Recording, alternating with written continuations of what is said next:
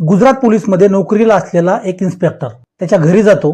घरी गेल्यानंतर त्याची बायको त्याला बोलायला सुरुवात करते, किरकिर करायला सुरुवात करते, भांडण करायला सुरुवात करते. असली कसली तुमची ड्युटी?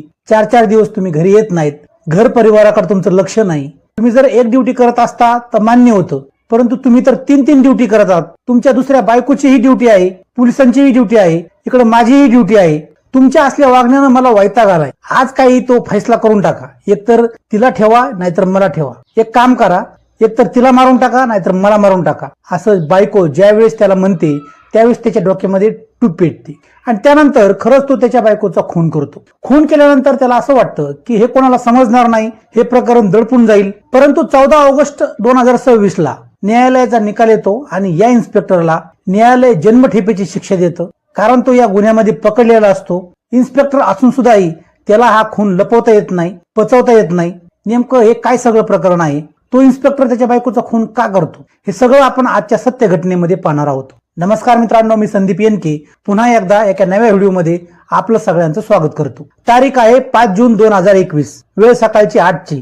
गुजरात राज्यातील वडोदरा या ठिकाणी असणारे इन्स्पेक्टर अजय देसाई त्याच्या मेव्हण्याला फोन करतो. त्याच्या मेव्हण्याचं नाव जयदीप पटेल आणि जयदीप पटेलला फोन करून तो सांगतो की तुझी बहीण कालपासून घरामध्ये नाही. एकतर मला ड्युटीला जायचंय आणि घरी हे लहान लेकरू रडतंय, त्या लेकराला सांभाळू का मी माझी ड्युटी करू? तू लवकरात लवकर इकडे ये आणि हे सगळं बघ बाबा काय झालंय. त्यावेळेस मेहुणा जयदीप पटेल म्हणतो की दाजी तुम्ही काळजी करू नका, 1 ते 1.5 तासामध्ये मी तुमच्यापाशी पोहोचतो. तोपर्यंत तुम्ही तुमच्या ड्युटीची तयार करा, तुमच्या ड्युटीच्या टायमापर्यंत मी तुमच्यापाशी येतो. 1 ते 2 तासानंतर जयदीप पटेल हा इन्स्पेक्टर अजय देसाईच्या घरी जातो. अजय देसाई हा ड्युटीवर जातो आणि जयदीप पटेल त्या लहान लेकराला सांभाळायला लागतो, खेळवायला लागतो. ती लेकरूही त्याच्या मामाबरोबर खेळायला लागतं. पूर्ण दिवस जातो, परंतु त्याची बहीण काही घरी येत नाही. त्यामुळं काळजीत पडून जयदीप पटेल आणि अजय देसाई हे दोघेही स्वीटी पटेलला शोधायला सुरू करतात. स्वीटी पटेल म्हणजेच अजय देसाईची पत्नी. ते सगळीकडे शोधतात, परंतु स्वीटी पटेलचा काही तपास लागत नाही. फोन करतात, नातेवाईकांकडे चौकशी करतात, परंतु स्वीटी पटेलचा काही तपास लागत नाही. त्यानंतर मात्र मग अजय देसाई हा जवळच्या पोलीस स्टेशनमध्ये जातो आणि हरवल्याची तक्रार नोंदवतो. दिवस जात असतात, हे प्रकरण सगळीकडे पसरतं. पोलिसही स्वीटी पटेलचा शोध घेत असतात. या सगळ्या प्रकरणामध्ये एक गोष्ट घडते, ती म्हणजे ही जी बातमी आहे परदेशापर्यंत पोहोचते. ही जी स्वीटी पटेल आहे, या स्वीटी पटेलचा पहिला नवरा आणि त्याच्यापासून तिला झालेला मुलगा ज्याचं नाव रिदम, हा रिदम ऑस्ट्रेलियामध्ये राहत असतो. या रिदम पर्यंत त्याची आई हरवल्याची बातमी पोहोचते. त्यावेळेस तो एक पोस्ट बनवतो आणि ती पोस्ट फेसबुक वरती टाकतो. ही पोस्ट पूर्ण भारतभर फिरते, जास्त करून गुजरातमध्ये ही पोस्ट जास्त फिरते, व्हायरल होते. त्यानंतर मात्र मग प्रशासन जागं होतं. गुजरातचे गृहमंत्री प्रदीप जडेजा हे सुद्धा हरकतीमध्ये येतात. गृहमंत्री पोलिसांना सूचना देतात की मंत्रिमंडळावरती दबाव आहे, या प्रकरणाचा तपास लावा, सगळी फोर्स कामाला लावा. त्यानंतर मात्र मग पोलीस अतिशय वेगानं या प्रकरणाचा शोध घ्यायला लागतात. स्वीटी पटेल नेमकी कुठं आहे याचा शोध घेण्यासाठी पूर्ण राज्यातलं पोलीस कामाला लागतं. पोलिसांचा तपास चालू असताना पोलिसांना एक अज्ञात फोन येतो आणि त्या फोनवर सांगण्यात येतं की साहेब तुम्ही स्वीटी पटेलला तिथं कुठं पाहत आहात, तिथं तुम्हाला ती सापडणारच नाही. स्वीटी पटेल जर तुम्हाला पाहिजे असेल तर 75 किलोमीटर लांब या भरूच जिल्ह्यातील आताली या गावी स्वीटी पटेल तुम्हाला सापडेल. पोलिसांचं पथक आताली या गावी जातं. फोनवर सांगितलेल्या पत्त्यावर पोलीस गेले असता त्यांना काही दिसत नाही. त्या ठिकाणी एका बिल्डिंगचं काम चालू असतं. पोलीस बारकाईनं पाहतात तर त्यांना त्या ठिकाणी दिसतं की एका ठिकाणी आग जळालेली आहे. पोलीस ज्यावेळेस व्यवस्थित पाहतात तर त्यावेळेस समजतं की त्या आगीमध्ये एक मृतदेह जाळला गेला आहे. पोलीस व्यवस्थित पाहतात तर त्याच्यामध्ये मानवी शरीराची हाडं दिसतात. त्याचबरोबर पगळलेल्या अवस्थेमध्ये एक मंगळसूत्र दिसतं, हातातल्या सोन्याच्या बांगड्या दिसतात. त्यावरून समजतं की या ठिकाणी जे जाळलेला मृतदेह आहे तो एका महिलेचा आहे.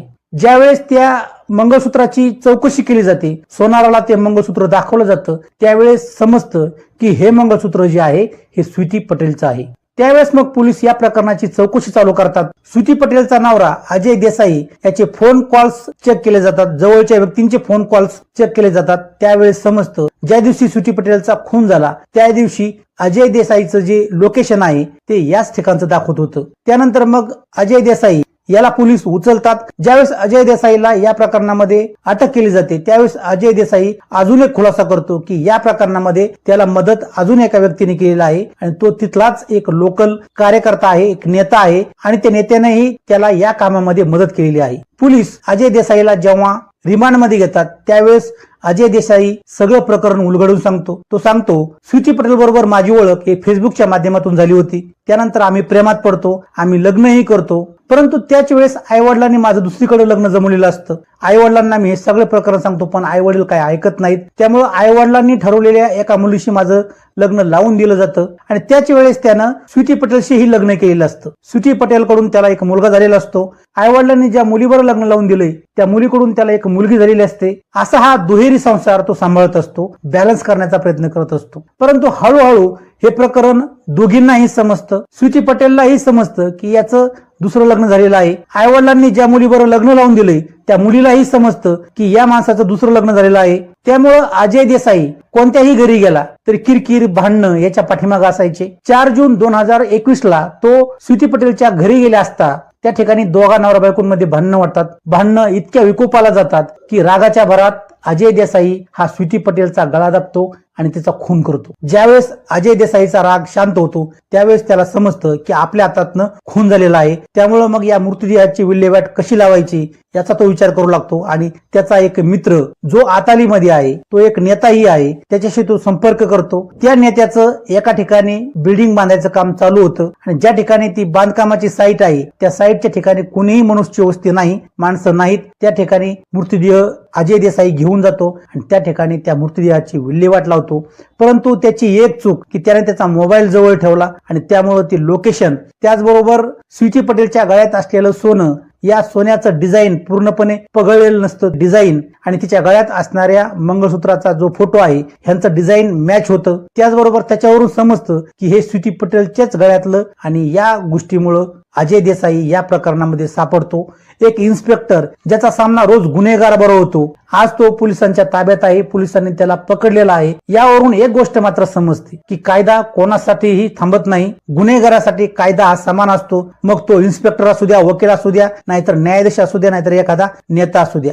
कायदा हा सगळ्यांसाठीच समान कायदा करतो आणि काही पुरावे सापडल्यामुळे हा अजय देसाई या प्रकरणामध्ये पकडला जातो. 14 ऑगस्ट 2026 म्हणजे 15 ऑगस्टच्या आदल्या दिवशी या प्रकरणाचा निकाल लागतो. न्यायालयामध्ये अजय देसाईला जन्मठेपेची शिक्षा होते आणि या सगळ्या प्रकरणामध्ये मदत करणारा जो नेता आहे त्या नेत्याला 5 वर्षाची शिक्षा होते आणि या गुन्ह्यामुळे त्यालाही 5 वर्षाची शिक्षा होते. कारण एखाद्या खुन्यामध्ये मदत करणं हा सुद्धा गुन्हा आहे. आज अजय देसाई या क्षणी जेलमध्ये आहे. मित्रांनो, आजची कहाणी या ठिकाणी संपते आणि आजची कहाणी सांगून तुम्हाला पॅनिक करायचं नाही किंवा तुम्हाला दुःख द्यायचं नाही, तर आजची कहाणी सांगून तुम्हाला सतर्क अलर्ट करायचं आहे. आपल्या समाजामध्ये अनेक गुन्हेगाराच्या घटना घडत असतात आणि या घटनांपासून आपण सावध राहावं, काहीतरी शिकावं म्हणून अशा वेगवेगळ्या घटना मी तुमच्या समोर घेऊन येत असतो. आजच्या व्हिडिओमध्ये शेवटी पुन्हा एकदा सांगणं की मित्रांनो, जर तुमचा वाढदिवस असेल, तुमच्या घरच्यांचा कोणाचा वाढदिवस असेल, मित्रांचा वाढदिवस असेल तर कमेंटमध्ये त्या व्यक्तीचं नाव आणि वाढदिवस लिहा. पुढच्या एपिसोडमध्ये आपण त्यांना शुभेच्छा देऊया आणि त्यांच्या आनंदामध्ये सहभागी होऊया. पुन्हा भेटूया आपण अशाच एका सत्य घटनेमध्ये. तोपर्यंत स्वतःची काळजी घ्या, आनंदात राहा, खुश राहा. धन्यवाद.